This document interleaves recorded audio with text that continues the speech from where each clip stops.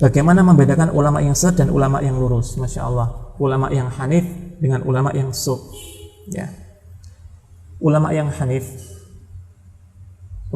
dulu itu luar biasa, yaitu apa? Ulama yang tidak pernah mendedikasikan dirinya kepada dunia.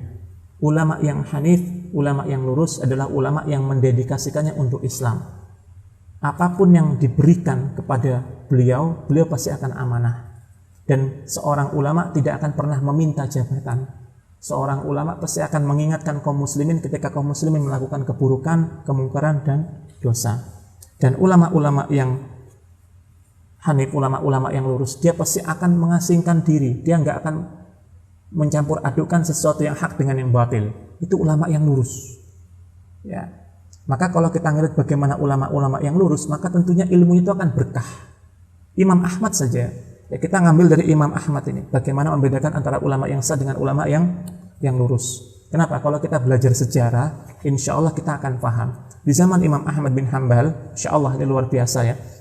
Kenapa? Karena kitab hadis yang paling banyak riwayatnya itu adalah Imam Ahmad. Yang paling banyak fitnahnya Imam Ahmad. Sampai ada sebuah makalah itu Imam Ahmad, Imam Ahlus Sunnah wal Jamaah.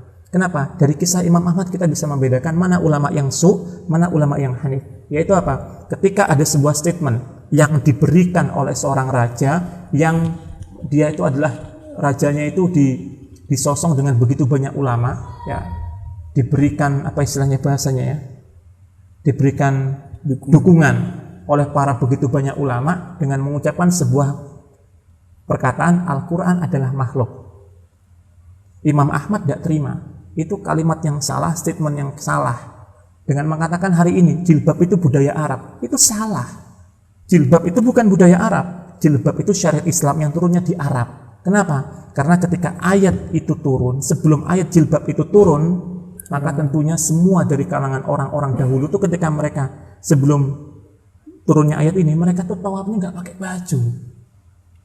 Ya, kalau jilbab budaya Arab dari mana? Bukan, syariat Islam memang turunnya di Arab. Ya ayuhan nabi qul li azwajika wa banatika wa nisa'ul mu'minin ila akhirih.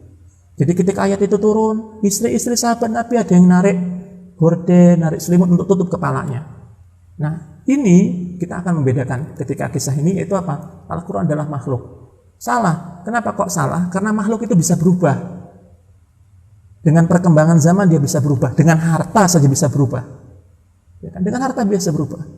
Makanya nggak boleh kita mengatakan Al-Quran adalah makhluk.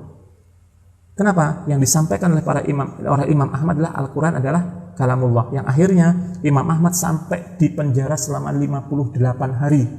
Setiap hari dikeluarkan, dicambuk. Ayo, kamu mau nggak ikut dengan pendapat kami? Yaitu apa? Al-Quran adalah makhluk. Nggak mau, dipukul, dicambuk sampai puluhan kali, masukin penjara. Besok keluarin lagi, masukin penjara. Besok keluarin lagi, cambuk, masukin penjara. Seperti itu, sampai akhirnya beliau wafat. Makanya kan Masya Allah, bukankah di zaman Imam Ahmad itu banyak ulama? Iya, tapi ulama yang su, ulama yang berkiblatnya bukan kepada syariat Islam, melainkan kepada sesuatu hukum yang hukum itu bukan syariat Islam. Ya akhirnya apa? Hukum itu dibuat berdasarkan hawa nafsu, dibuat berdasarkan karena keinginan semata, dibuat karena dasar keinginan sesuatu kepentingan-kepentingan yang akhirnya ulama itu tertipu dengan harta, tahta, dan wanita. Maka kemudian ulama itu adalah ulama-ulama yang sesat. Nah hari ini kalau kita melihat seperti itu banyak insya Allah di Indonesia. Tapi kita nggak akan menjudge. Karena di Indonesia ini luar biasa. Kenapa? Loh jangan salah.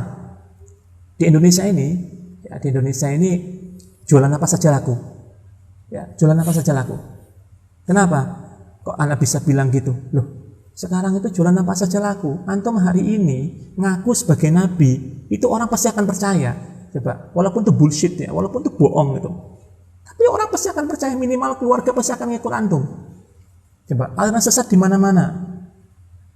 Dan mengaku dia sebagai seorang pimpinan sampai mengatakan bahwasanya suami adalah malaikat Jibril.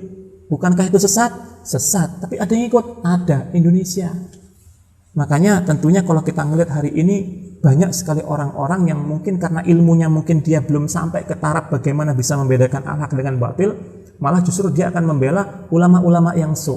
Maka tugas kita yang sudah ngaji, sudah belajar, sudah tahu mana yang hak, mana yang batil, maka tentunya semakin kita asah keilmuan itu, kita amalkan agar kita mendapatkan ridho, mudahnya kita beribadah, tahu mana yang harus kita ikuti dari ulama-ulama yang hanif, ulama-ulama yang solih, tahu dari mana yang harus kita tinggalkan dari ulama-ulama su. Walaupun mereka bergelar profesor, doktor, SCK, BPKB, STNK, dan lain sebagainya. Titelnya banyak, tapi nggak berguna titel itu ketika seseorang itu menghina Islam. Walaupun dia seorang ulama, dia adalah ulama yang su.